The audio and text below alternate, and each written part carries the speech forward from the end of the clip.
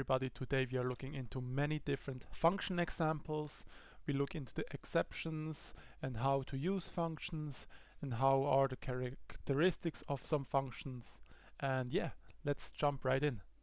And here in our first example we have made two functions but with the same name. But in this case it's completely fine because one is an integer and the other is a string. They separate each other perfectly. And the other thing we have in here, if you want to return a value, you can just write that in the return and it will do what you want. And for the first example we have here 555 for the integer and triple gamer for our string, and when we run our debugger we can see 5 multiplied by 3 is 15, and then string triple text, we just add text 3 times, here gamer gamer gamer, and that works completely fine. But now we want to add some more numbers to our code, and for that we make a float and call it also triple, and we say it's an integer also called number. That's okay. And when we run this it will not work, and when we see in our arrows you can see we have an overloaded function, and that happens when you use too many of the same definitions for a function. For example, when we change that triple to, for example, double, it will work again. And you have to watch out for this. If it's written overload, it's probably a fault because you named too many values exactly the same. And here I have another code. It may look more difficult than it actually is. We just go into some functions that we use multiple times and not just once. And for this we made 3 functions. We already had all of them before. So a one that returns a string, one that returns a number for us, and one that returns nothing at all. And first we go through our main function and look what our code does. First we welcome to our little example that we do and that we have to following the questions that we ask. And first we go into the string name. We guide then to ask text, and that means we go to the function string ask text. We just define a variable text and then print the prompt, and the prompt is defined up here already and says that it should print this what we write here in our field after our function that we order to execute. And then we can write the text that we ask for. For this, please enter a name, and we enter, for example, Bob, and then it returns and it goes into the memory and it knows after that that we entered Bob in here. And the exact same for the integer age. We just have to do another function for the integers and it does exactly the same as before. And then for city and word, it runs through the same function here, and we can ask another question each time because we just add another string to it with a separate name. We just have to add them up here in tell the story if we want to have them in those storylines from that part. And then at the end, when we finish this, we want to tell our story, and for this our third function comes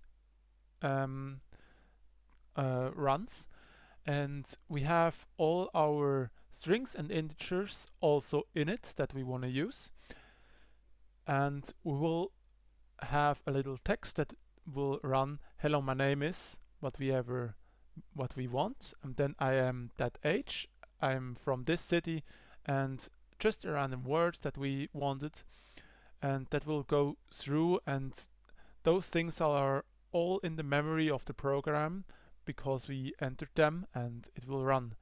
And when we actually run the program now, you can see welcome and answer the following questions. We can add a name. We choose, for example, Bob, and then please enter age. We say we are 25, and then please enter a city. We take Berlin, and enter a random word. We say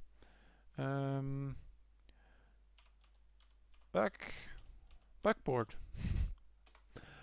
And hello, my name is Bob. I am 25 years old. I live at Berlin, and my random word is backboard. And that's how it works. That's how you can put some values into another place. It doesn't have to be text. It can be absolutely something different that you want to add a value to it. And now, for example, if you want to add another, for example, a random number, what you have to do is to put a new integer, call it random number, and then this is equal to ask number,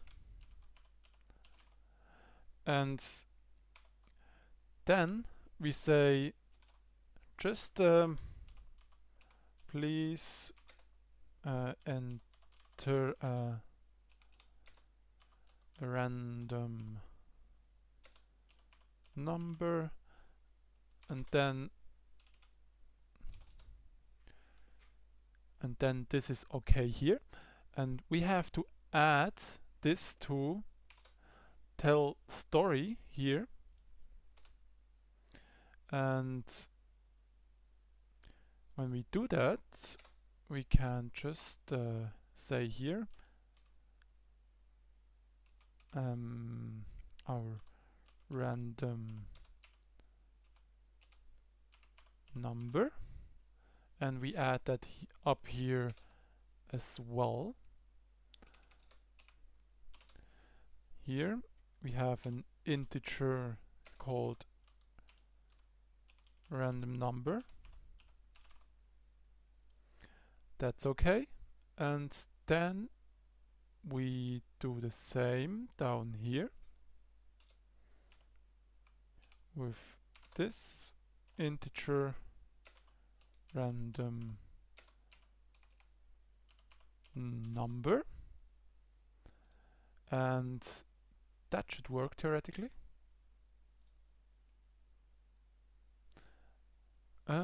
This is the problem. Now everything should work, and now here please enter a name. We have Bob, and then your age, we have 20 for example. City, we take Berlin again, and random word, we take Groot, and enter a random number. We say 35, and then hello, my name is Bob, 20 years old, live in Berlin, random word is Groot. But now our 2035 was not printed because we have to add it here, down here, and say you want a character out, and then say my random number is space, and then say random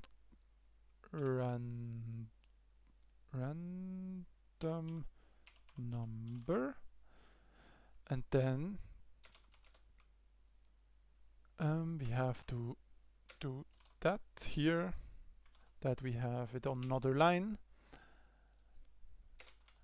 and then it should all work. And when we start our program now, you can see we enter our things again. Your age is 20 and city is Berlin, and this is hello, and random number we have, let's say 26, And then we have our random number down here also displayed.